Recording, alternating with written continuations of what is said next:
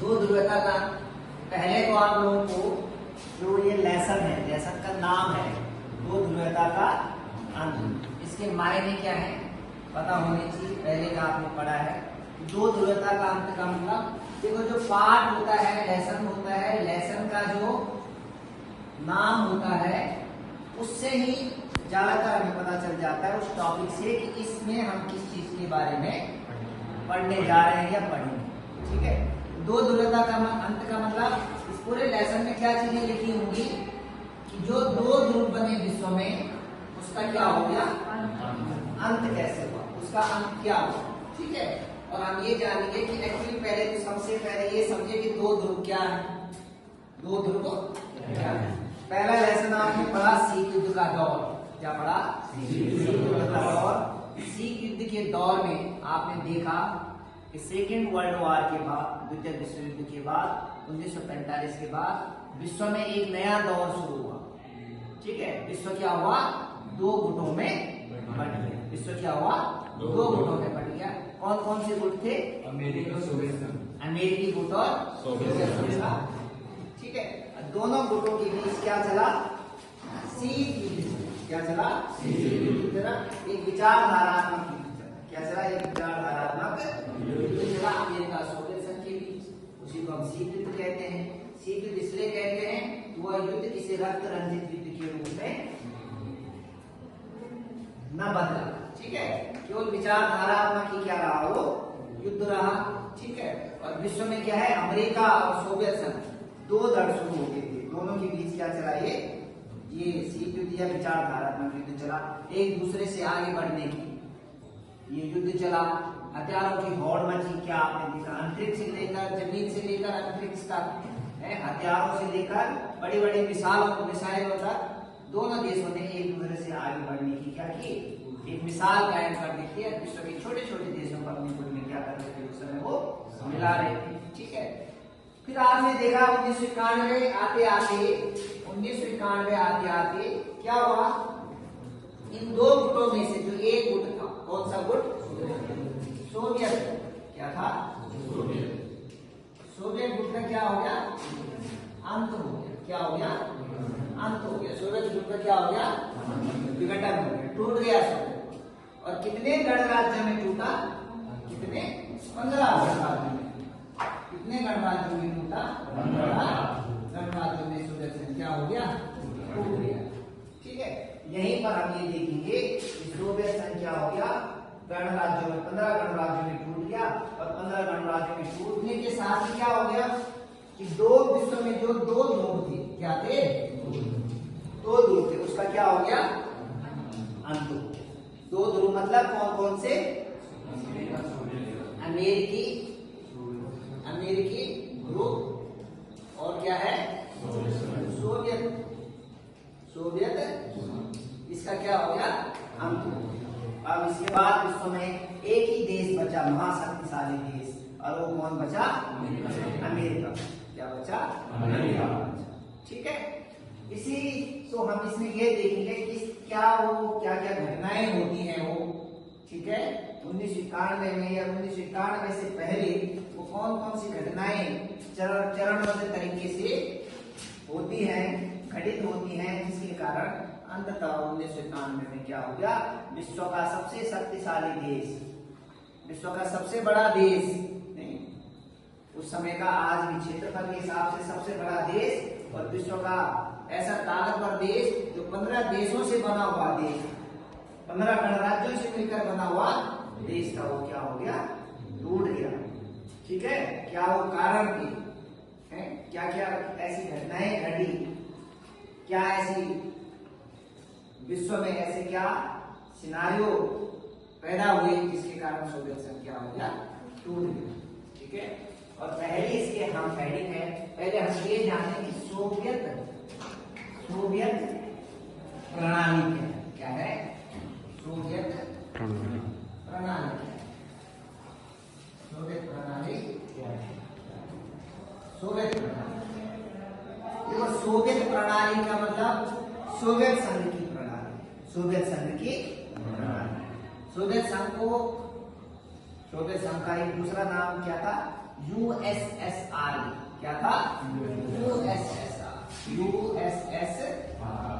Union Soviet socialist Republic. ठीक है, इसको पूर्व साम्यवादी देश, पूर्व सोवियत संघ क्या बोलते हैं? पूर्व सोवियत संघ। पूर्व सोवियत संघ क्यों? आज तो सोवियत संघ नहीं है। आज सोवियत संघ की क्या हो गई? विघटन हो गई, 15 देशों में टूट गया। सोवियत संघ का जो हम उत्तराधिकारी मानते हैं, उसमें से जो सबसे बड़ा देश निकल के आया उसको क्या जानते हैं? रूस क्या जानते हैं? कौन सा देश है? रूस। सोवियत संघ की जो ज्यादा शक्तियां थी, सोवियत संघ की जैसे हमने आपको पढ़ाया था अंतर्राष्ट्रीय संगठन। अंतर्राष्ट्रीय संगठन में एक वीटोधारी देश था जिसका नाम क्या है? रूस। वो पहले सोवियत संघ था, ठीक है। 1991 के बाद वो वीटो किसको मिल गया? रूस को, ठीक है। तो उनमें सबसे शक्तिशाली देश वो रूस ही बन के निकला। पहले हमने देखे सोवियत प्रणाली क्या है, और सोवियत प्रणाली समझने से पहले हमें एक्चुअली ये देखना पड़ेगा इसका प्रादुर्भाव कहां से, शुरुआत कहां से। जर्मनी में भाई, ठीक है। जर्मनी का एक व्यक्ति था, क्या नाम था? Karl marks. जर्मनी का एक व्यक्ति था, क्या नाम था?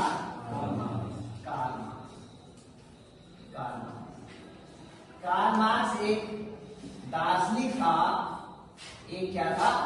दार्शनिक था, जिसने क्या काम किया? विश्व में जब उद्योगीकरण होना शुरू हुआ यूरोप में, मशीनीकरण शुरू होने लग गया, तो यूरोप में एक चीज निकल के सामने आई। उद्योगों में कार्मिक क्या करते थे? काम करते थे। श्रमिक क्या करते थे? काम करते थे। और जो पूंजीपति थे वो श्रमिकों के साथ क्या करते थे? दुर्व्यवहार करते थे या उनका शोषण करते थे। मतलब बड़े बड़ी फैक्ट्रियां हैं, बड़े बड़े कारखाने हैं, ठीक है। वहां क्या करेंगे? श्रमिक क्या करेंगे? काम करेंगे, लेकिन श्रमिकों को उचित पैसा नहीं दिया जाएगा, काम के घंटे ज्यादा होंगे, ठीक है।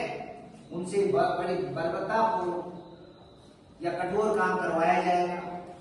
उनको ये भी देखा जाएगा कि धूप कितनी है, नहीं, या जहाँ वो काम कर रहे हैं वहां का जलवायु का ध्यान नहीं रखा जा रहा है, उनको समय पे पानी नहीं दिया जा रहा है, खाने का समय नहीं दिया जा रहा है पूरा, और पैसा भी क्या दिया जा रहा है? कम दिया जा रहा था। मतलब बहुत सारी ऐसी चीजें थी जिसमें ये देखा जाता था कि श्रमिकों का क्या हो रहा है? शोषण। इस बात को उजागर करने वाला पहला व्यक्ति कौन था? Karl Marx. उसने बहुत सारे किताबें लिखी, दास कैपिटल वगैरह ऐसी प्रसिद्ध किताबें हैं कार्ल मार्क्स की, जिसमें उन्होंने इस चीज को लिखा कि किस तरह श्रमिकों का क्या हो रहा है? शोषण। इसलिए इसने आह्वान किया पूरे विश्व के श्रमिकों के लिए, श्रमिकों से आह्वान किया कि विश्व के श्रमिकों क्या है? एक हो जाओ। तुम्हारे पास होने के लिए क्या है?